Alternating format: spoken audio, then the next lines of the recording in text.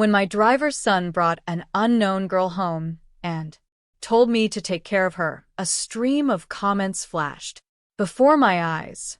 Yes, the male and female leads are both reborn, and they've met early. This time, they won't be held back by society. For years, this sweet romance would be so much better without the evil supporting female character messing things up. The evil rich girl uses her father's position as a general to bully the male lead. She's never once been nice to him. That evil girl thinks her family is the only reason the male lead got ahead. She wants him to worship her without any dignity. But honestly, without her, he could have become a powerful and untouchable figure all on his own. The driver's son looked at me, the polite deference he usually showed me completely gone. In its place was an arrogant disdain, a greedy glint in his eyes like a predator. I was curious to see how a reborn duo, an adopted orphan, and a mysterious abandoned girl plan to rise through the ranks and become untouchable tycoons in this day and age.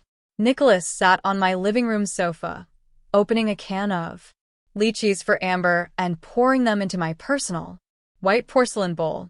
He saw me staring at Amber and defensively shifted his body to block my view. Beatrice, this is Amber, my girlfriend. From now on, you'll be taking care of her personally. She has delicate skin, so her bedding needs to be the finest European linen. She's not used to small rooms, so she'll be staying in yours. You can move out. He brazenly unwrapped a bar of exclusive, military-grade Swiss chocolate, handed it to Amber, and then shot me a look of disgust. Beatrice, I'll still be by your side, but I will never love you. If you continue to support my rise to power with everything you have, I might just let you live. Amber leaned against Nicholas, as pliant as a vine. The shoes on her feet were the thick, woolen slippers my father had brought back from a trip to Europe especially for me. The comments before my eyes exploded with excitement. Whoa, so dominant. He puts the rich girl in her place right from the start. Now, that's a real sweet romance. This double reborn setup is awesome. The evil girl won't get the chance to use her family's power to force the ML to marry her or to ruin the FL's reputation in a nightclub this time. In the last life, the evil girl forced the ML to study abroad in England for 4 years just to break them up. It was so tragic. Thank God when he returned, he found a powerful benefactor, destroyed the evil girl's family, and framed them for treason so they could never recover. Reading those words, a vein throbbed in my temple. Nicholas sat up straighter, his posture infused with the confidence and nobility of his past life's power. Mrs. Gable, peel me one of those heirloom pears. The ones freshly picked from the valley orchard. The comments scrolled wildly, and I finally understood. I was living in a historical romance novel. And the evil, spoiled rich girl in the comments. That was me. According to the plot, Nicholas brings the homeless and destitute Amber back to my house for me to care for. They grow closer, and feelings blossom between them. I, unwilling to let my childhood friend be stolen away by Amber, begin a campaign of coercion and control. I use my family's wealth and power to elevate him, hoping he'll be indebted to me. I even use my connections to send him abroad to study, severing his ties with Amber. When Nicholas returns, he marries me, becoming the model husband in everyone's eyes. But in his heart, he never stops yearning for the one who got away. Meanwhile, Amber, without Nicholas's help, is forced to work in a nightclub to survive, losing her innocence in the process. Later, after finding a benefactor and gaining immense power, Nicholas sets Amber up in a life of luxury, spending every moment doting on her. He blames me for all the hardships she endured. He then conspires with outsiders to frame my family for treason, turning us into prisoners. Under investigation. By the time our names are cleared, my parents have died from the stress, and I am poisoned and killed by the two of them. They take my family's fortune, flaunt their wealth, and travel the world. During a trip to the coast, they both drown and are reborn. When they open their eyes, they are back on this very day, the day Nicholas first brought Amber to my home. My expression was cold. It was almost funny. Amber shot me a venomous glare before turning to caress Nicholas's face, her voice dripping with concern. I never knew Miss Wallace was so spoiled and unreasonable. In that case, she's certainly not qualified to take care of me. She linked her arm through Nicholas's, leaning into him like a delicate bird. Don't lower yourself to her level by getting angry over a maid. We can just fire her and hire another. As for Miss Wallace, if she's going to be so difficult, we should just kick her out.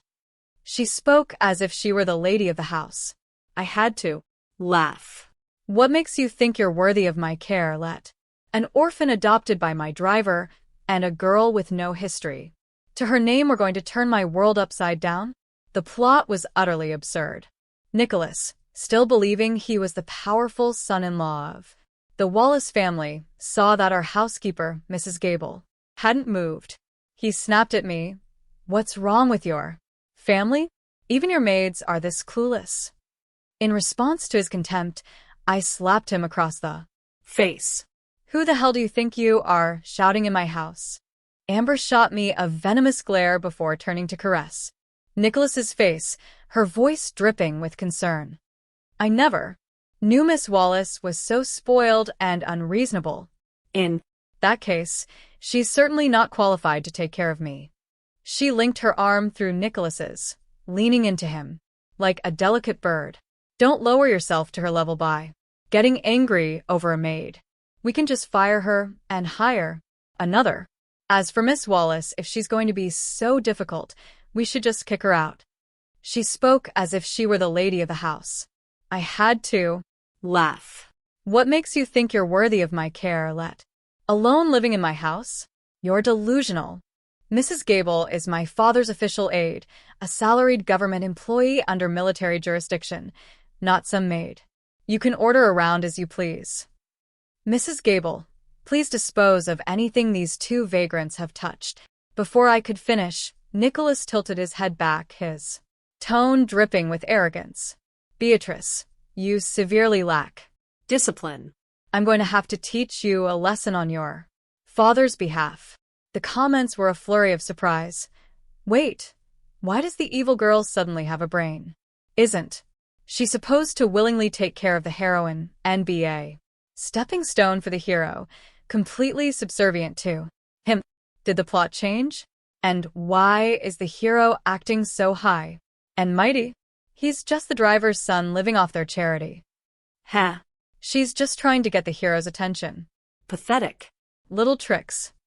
Nicholas still looked utterly confident. If you're going to be so undisciplined, then get out of this house.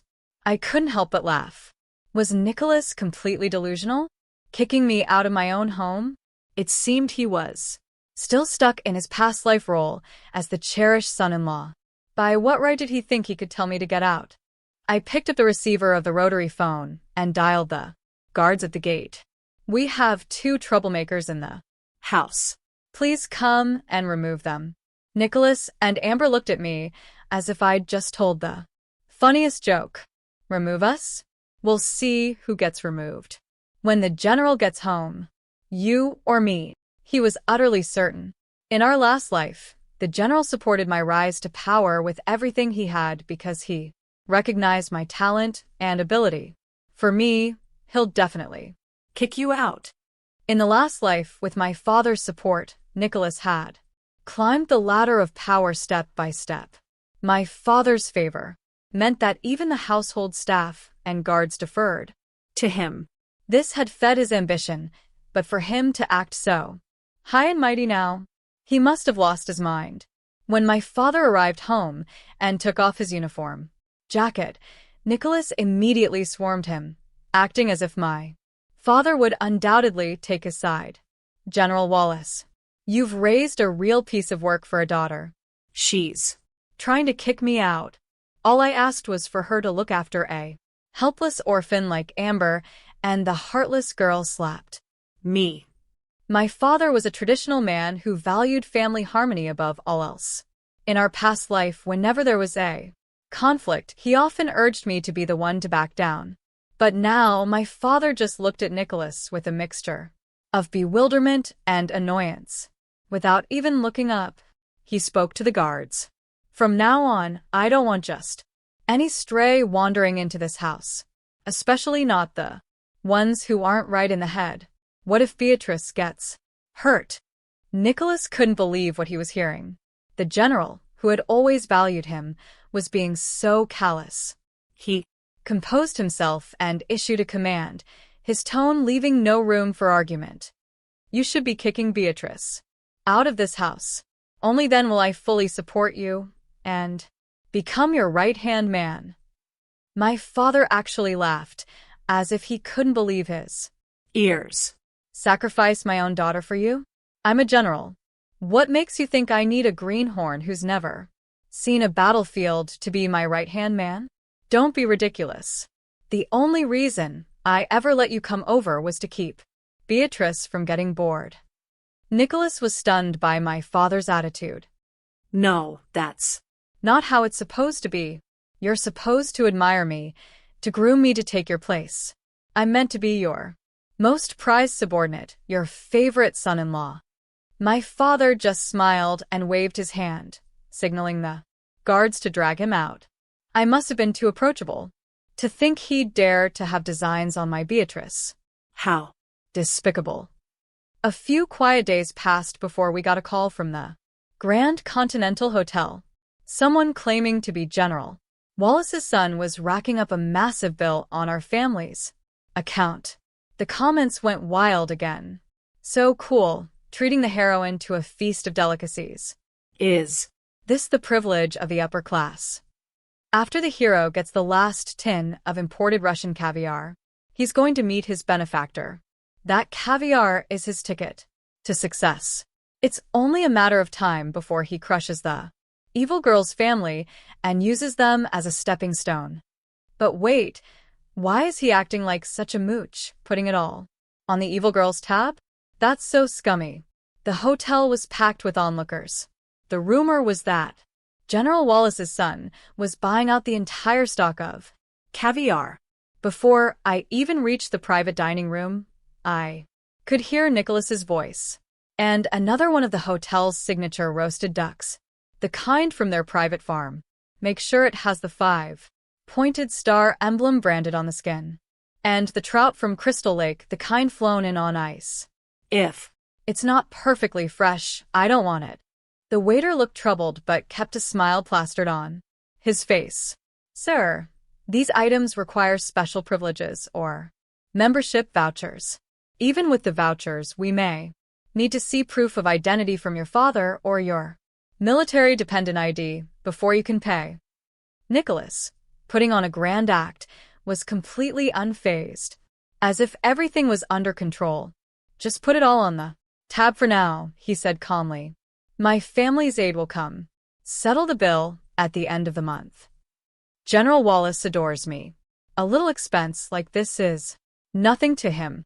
My father, the general, is a very generous man. Amber was still clinging to him like a delicate flower, playing the part of a woman who relied on her man for everything. Nicholas, you're so talented. The general must be so proud of you. The waiter looked at the two of them with deep suspicion. He knew the families of every high-ranking officer who frequented the hotel, but his professional training kept his words polite and impeccable. General Wallace is a national hero, beloved by all. Of course, he is a generous man. Nicholas nodded coolly. Naturally. My father has always been that way. The pride in his eyes and the casualness of his tone had fooled the crowd of onlookers. The only things that betrayed him were the patched-up shirt he was wearing and the mud splattered on his pants. Seeing me arrive, the comments lit up. Seeing the hero so proud and unyielding in his poverty. The evil girl must be falling for him all over again. She's going to swoop in and pay for everything. It's just one meal. If she refuses to pay, She doesn't deserve the last shred of tenderness the hero has for her. The waiter was sweating bullets, trying to stall Nicholas, without offending him while waiting for me to arrive. Seeing me, he finally breathed a sigh of relief. With everyone gathered at the door, I spoke loudly and clearly. My father, General Wallace, has only one child. Me, Beatrice Wallace. This is public knowledge. I took the order sheet from the waiter and ripped it to shreds. If anyone dares to impersonate a member of my family to swindle others, they'll find themselves in violation of the law and thrown in jail. Nicholas shot to his feet, his face flushing with embarrassment in front of the crowd. He leaned in and whispered in my ear, Beatrice, if you pay for all this, I might show you a little more affection in the future. I found it laughable. You think your affection is some priceless treasure? Worth more than beluga caviar, roasted duck, and imported trout. Seeing my firm stance, his expression turned to one of loathing. Amber clutched his arm worriedly. Nicholas, we can't fight these powerful people. Beatrice is trying to crush us with her status. I was utterly baffled. You're the ones who came to this hotel, the ones who put on an act and ordered everything, the ones who claimed to be the general's son. And now, you're flipping the script and saying I'm the one crushing you? How ridiculous. Amber looked up, her eyes misty. While the rich feast, the poor freeze to death on the streets. Nicholas just wanted a few tins of caviar. Your refusal to give him even that is just stingy. I was speechless. 1 tin of that caviar required 10 spec eel issue vouchers. My father's annual allotment was only 50. You talk so big. Why don't you pay for it yourself? What kind of person are you, being generous with someone else's property? Nicholas's brow furrowed, unable to stand his precious. Amber being insulted. How can I bow and scrape to the powerful? It robs me of my joy. Beatrice, why must you make things so difficult for Amber? The comments began their assault on me. Beatrice must be an idiot, turning down such a perfect opportunity to win him over. In a last life, she used her power to force him to submit. Now she's haggling over 10 vouchers? So petty. A demanding, domineering woman like her doesn't deserve the hero's pure, godlike love. Seeing the situation spinning out of his control, Nicholas demanded the waiter call the general's driver. I have other ways to prove my identity. He gave the driver some instructions over the phone, a look of absolute certainty on his face. You say I'm not the general's son? We'll see if the general's own driver can prove who I am. The driver arrived quickly. He apparently didn't see me, sitting off to the side, and the first words out of his mouth were a lie. Young Master Nicholas, I've brought the vouchers you asked for and your dependent ID. The waiter shot me a surprised look. I nodded, signaling him to call the military police. Openly impersonating a military family member to receive special treatment was more than enough to land both Nicholas and his father in serious trouble. The portly driver sat himself in the head seat of the private room. Some people have no eyes, daring to question our young master. Offending the general's family will have consequences you can't possibly bear. Seeing the driver, Amber's confidence returned. A prestigious family like ours could never be unable to afford a little caviar. I stepped out from the side of the room, startling the driver so badly he shot up from his chair, trembling with fear. I sneered. Mr. Johnson, I never knew you had a habit of making your son call other men father. Nicholas tried to argue, egging his father on. I'm going to be in the general's position one day. Don't be afraid of Beatrice. Everything her family owns will be mine. Hearing this insane rant, the driver's face went white with terror. He spun around and slapped Nicholas hard across the face. You insolent brat. How dare you speak so disrespectfully in front of Miss Beatrice? Miss Beatrice, I only forged his identity because I know how much you like him. Before the driver could finish his explanation, the military police swarmed in and arrested him. The comments had mentioned that in the previous life, the driver had helped Nicholas plant the evidence of treason in my family's home. After the driver was taken away, Nicholas and Amber remained standing, their faces a mask of stubborn defiance. If not for everything they had already done, I might have admired their resilience.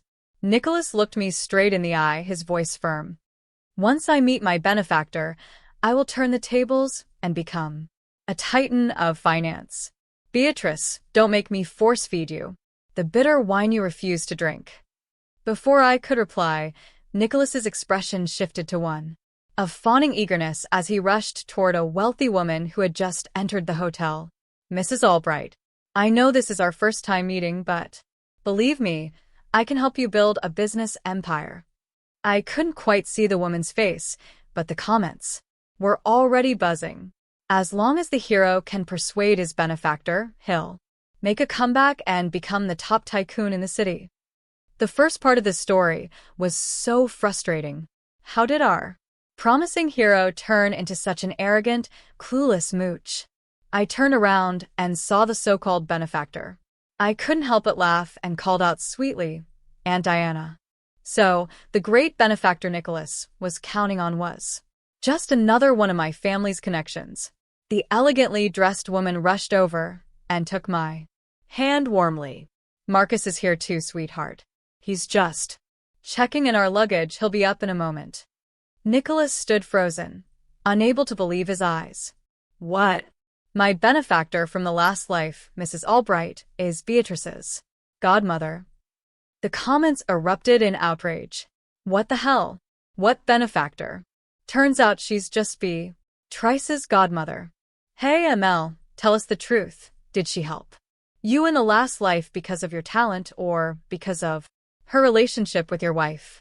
This is so lame.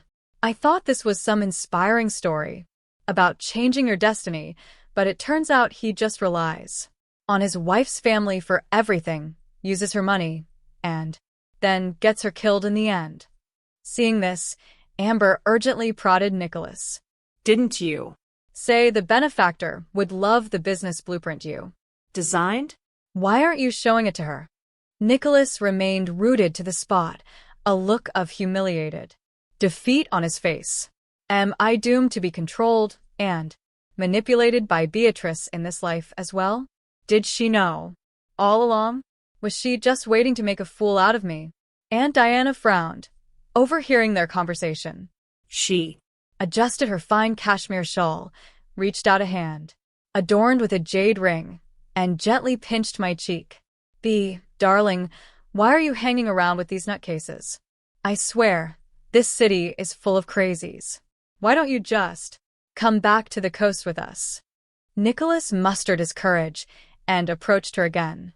Mrs. Albright, hello. I'm Nicholas Johnson. Give me 3 sentences, and I can show you how to bring tens of millions in profit to your company. Aunt Diana covered her mouth, a playful glint in her eyes. Don't say another word. I'll give you 30 million right now.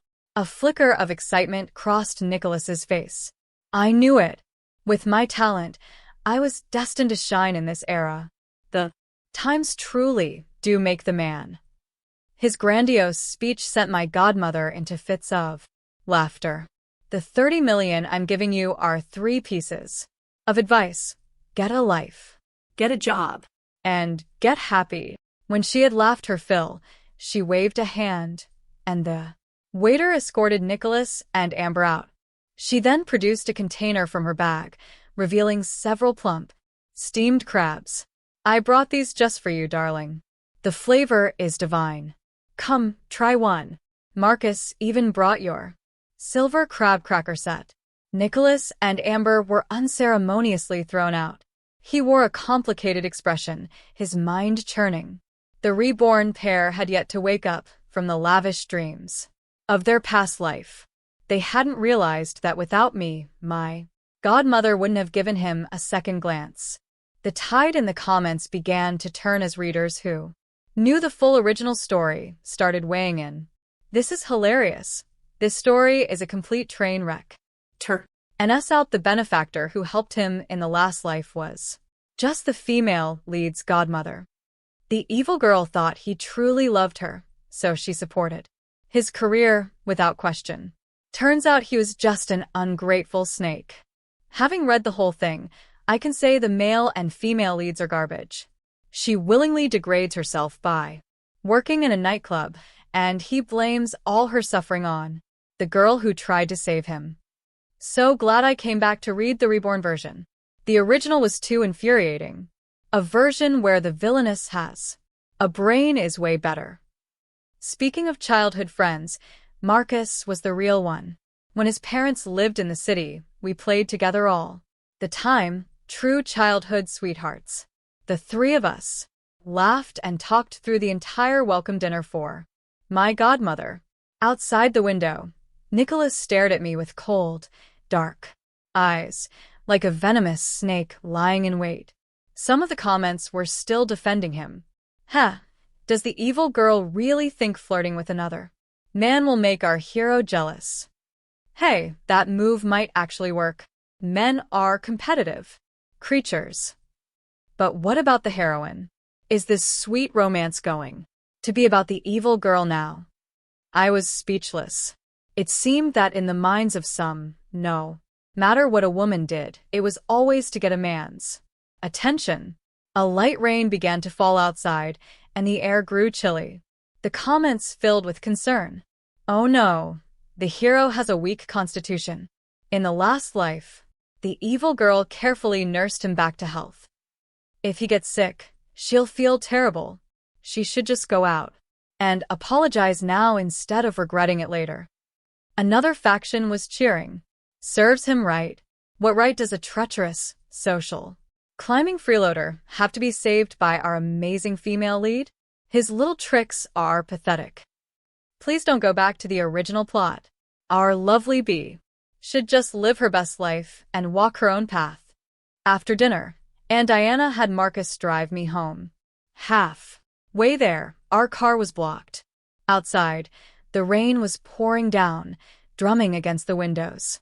Nicholas stood in front of the car, wearing only a thin shirt. The headlights stretched his shadow, making him look pitifully frail. His hair was soaked as he walked up to my window. Beat. Rice, I admit it. I'm jealous. I can't believe a feeling like jealousy has taken root in the heart of a handsome and talented man like me. And all because of a plain-looking woman like you.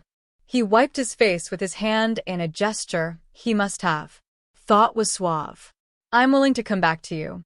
But from this day on, you must be a proper, obedient wife, and treat me as your entire world. And I have one condition. You have to let me visit Amber a few times a week. I was at a complete loss for words. Marcus's hands grip the steering wheel were trembling with suppressed laughter. He turned his head away and chuckled quietly. Beatrice, where on earth did you pick up this lunatic? Calling you plain-looking, that's a new one. Humiliated by the laughter, Nicholas slammed his fist on the hood of the car. What's so funny? You're the third. Will here. Beatrice and I were meant to be. Don't you dare interfere. Beatrice, if you can get your godmother to invest in me, I'm willing to be your boyfriend. Marcus couldn't hold it in any longer and burst out laughing. He's truly living in a fantasy world. The comments were shocked by the hero's behavior. Seriously? How can he be so shameless? Is this supposed to be a sweet romance or a shameless grifter's guide to marrying rich? What a pathetic excuse for a man. Begging in the rain. If it were me, I'd just drug her and get her into my bed. Humiliate him. This is so unsatisfying. My own mood, however, was quite cheerful. I smiled. Nicholas, what makes you think we were childhood friends? You came to my house a few times with your father, and that makes us childhood sweethearts. If you're having mental problems, there's a hospital just up the road. Marcus added, his voice dripping with sarcasm. a talentless hack who knows nothing, dreaming of being a busy SS tycoon. More like a business parasite. According to the comments, Nicholas had moved in with Amber under a bridge. They spent their days dreaming of getting rich and becoming darlings of the era. But in a time of scarcity, with no jobs, there was no free lunch waiting for them. Before long, Nicholas was starving. To support him, Amber returned to her old life, working at the nightclub. She still clung to the dream that Nicholas would become a powerful man, and she lavished him with the best food and clothing she could afford. The next afternoon, Amber showed up at my door, teetering on 4-inch heels and wearing a crimson cheapao. She fanned herself, triumphant. "Beatrice, you didn't really think we couldn't survive without you, did you?" Her words stirred nothing in me. In this day and age, anyone with hands and feet can survive. Not just you, but Nicholas, too. "I never thought you couldn't live without me, but I'm sure you're not living well." She ignored me, opening her fan with a flourish. "Nicholas will become a great man. And this time, it will be me who puts him there. He'll surely love me for a lifetime." I didn't understand her logic. Even the chairman said that women hold up half the sky. Why not elevate yourself? Why hand over the fruits of your labor to someone else? My words sent the comments into a frenzy. I knew it.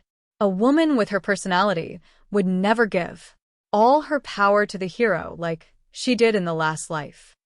This life makes so much more sense. Maybe she's finally woken up, or maybe the author changed. Amber froze. She had never considered that she could be her own pillar of strength. I got straight to the point. "I don't know what you two have been through, but as a woman, you must know Nicholas's true nature. He is treacherous, arrogant, and will do anything to win. You think he could betray me, but he won't betray you?" I looked at her, finding the situation absurd. "The man I cast aside like trash, you treasure like a jewel. It's laughable. Do you think you stole him from me?" "No. He was the garbage I threw away." Of course, I wasn't naive enough to think I could reason with a woman who had been my enemy. But if I didn't drive a wedge between them, they would eventually team up against me again. Two people working together, even for evil, could cause immense damage. If I could separate them, their power would be greatly diminished.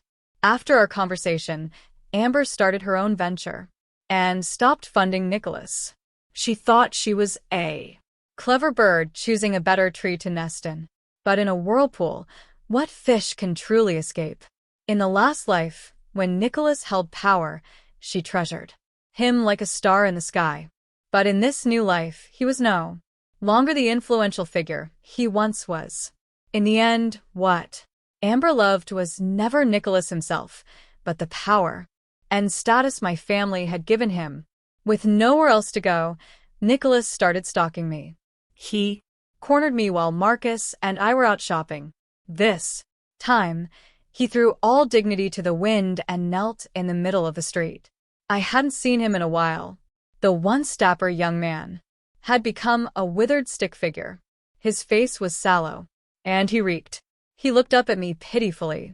"Beatrice, I'm willing to accept everything. I'm willing to be taken by you, to be controlled by you. Even if you send me abroad and cut off my connection with Amber, I'm willing." At the mention of Amber's name, his voice was laced with resentment. "Amber doesn't love me the way you do. She couldn't even support me. She left me to be with some rich tycoon. I finally realized that the person who treats me best in this world is you, Beatrice Wallace." He knelt there like a stray dog. "I'll be good, I promise. 3. Become the general's right-hand man, and I'll be a good husband to you. Let's get married." Marcus, standing beside me, rolled his eyes. "Wow, he's really planned out a cushy life for himself, hasn't he? Marry the rich girl, become a man of status. What a nice little story he's written for himself." The comments were roasting him. So pathetic. I went back and read the original plot. The chance to study abroad was something he begged her for, on his knees, but in the end, he blamed her and her family for it. A classic case of an ungrateful snake. The entire premise of this book is designed to help the hero manipulate people. It's hilarious. The villainess's family are the real victims. He calls himself a prodigy, but in reality, it was her family and relatives who were always bailing him out. So obsessed with his image, such a fraud. Looking at his loathsome face, all I could think of was how he conspired with outsiders to frame my family for treason, causing my father, a lifelong military man, to work himself to death, trying to clear his name. Seeing Nicholas still lost in his delusions, I wanted to laugh. You're still dreaming of being a prized son-in-law, eh? Man of power? Stop dreaming. You're nothing but a stray dog now. Instead of a toad lusting after a swan, you'd be better off doing some honest work to earn your next meal. To be safe, I had someone keep tabs on both Nicholas and Amber.